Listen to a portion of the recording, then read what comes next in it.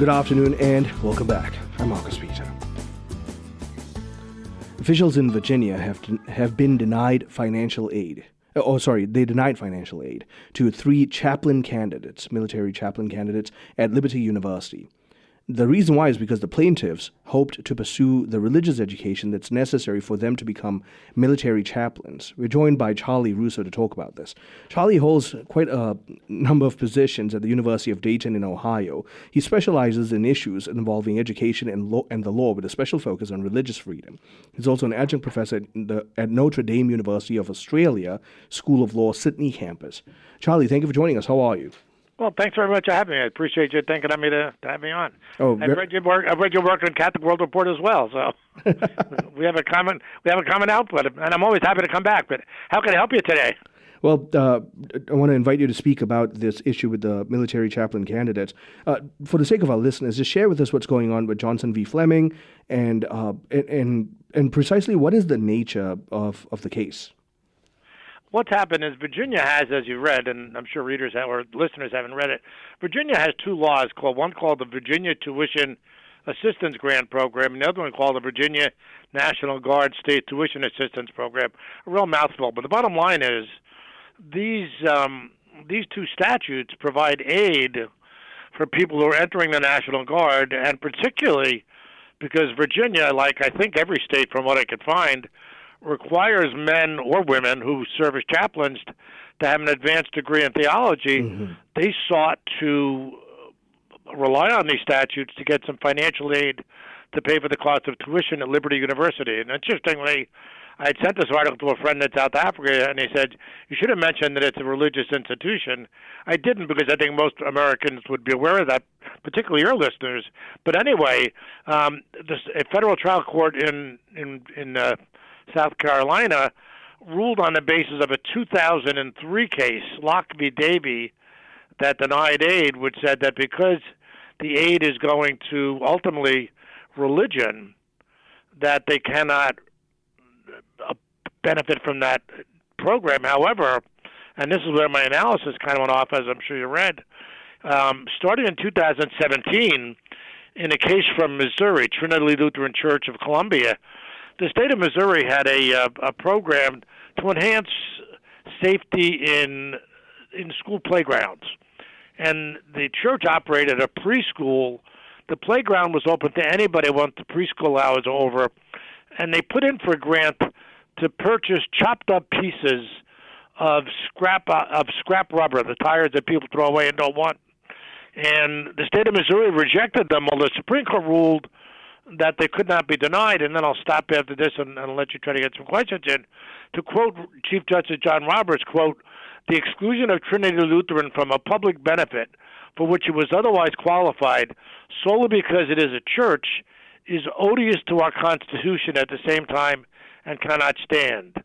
I promise I'd stop, but one quick other comment. Friends of mine who I've shared this with, many of whom are former military, point out that the governor of Virginia right now in that same area is not entirely very friendly with things military, so that might be part of the reason why this kind of a judgment was taken place. By the way, I mistakenly said it was one of the Carolinas. The case was from Virginia, so I apologize. But let me stop there and see if you want me to answer some questions you might have. Oh, sure thing. And thank you very much for that. That was very useful. And just to reiterate some of Charlie's points, Liberty University is a Protestant university, one of the largest student bodies because it has a copious online model, massive online learning experience. And so it is prolific in the amount of theology graduates, but also just generally graduates. It churns out from a faithful biblical perspective, not Catholic, but at least a biblical perspective. Now, from in that regard, Charlie, to go back to the core of the case here, this is not just a First Amendment affront, even though I want to invite you to speak on that. I also want you to share the thought of George Washington with regard to the chaplaincy corps. Sure.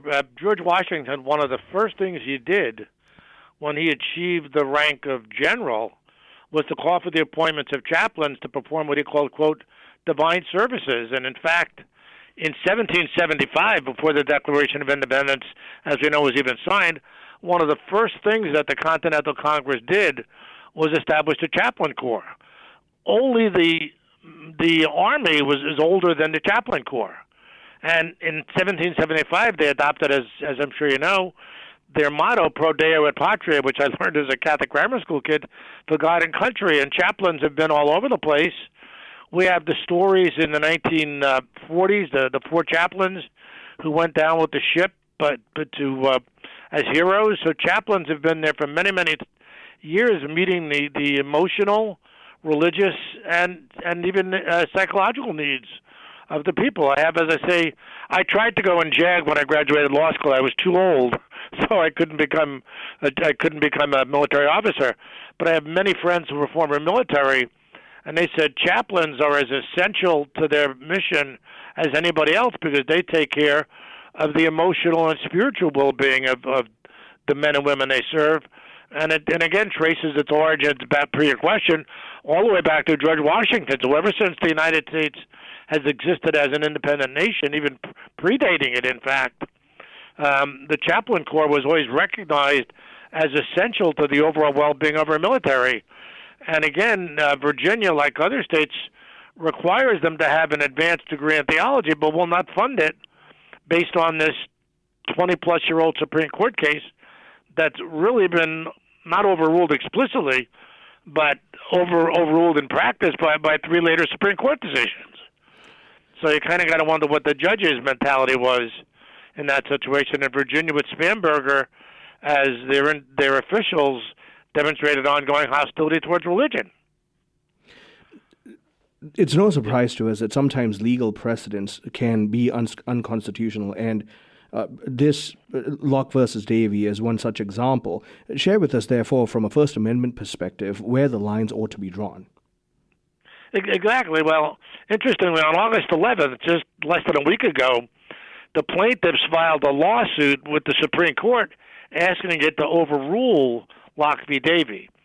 I would say I think it's a bit of a stretch because that case was not directly involved. But directly to your question, religious freedom, the First Amendment, the first 16 words of the Bill of Rights, quote, Congress shall make no law respecting an establishment of religion or prohibiting the free exercise thereof.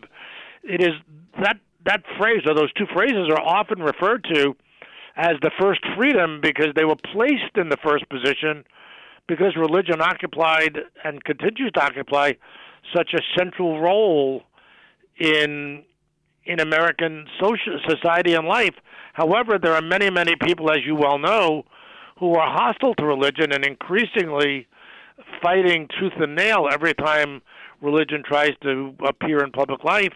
And we get numbers of judges who are appointed who have that position just as many people throughout state governments. The First Amendment guarantees freedom of religion.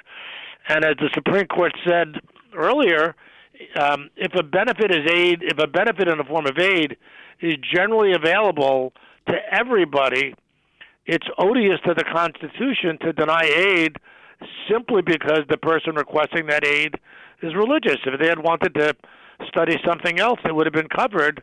And the First Amendment is designed to prohibit this kind of discrimination against religion in the public marketplace of ideas.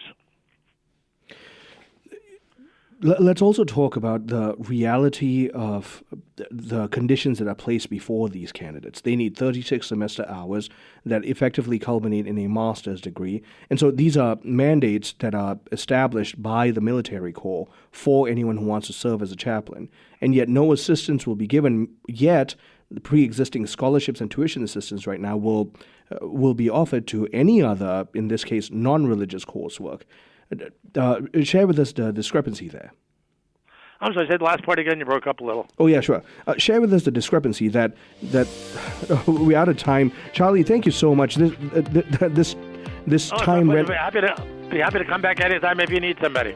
My guest has been Charlie Russo. He's the Joseph Panzer Chair of Education at the University of Dayton, Ohio. We've been talking about a particular case, and the time just flew by, but please do look up what's going on with Johnson versus Fleming in the state of Virginia and pray for them, and let's also see how we can help further the cause of religious freedom. Stay tuned. I'm Marcus Peter.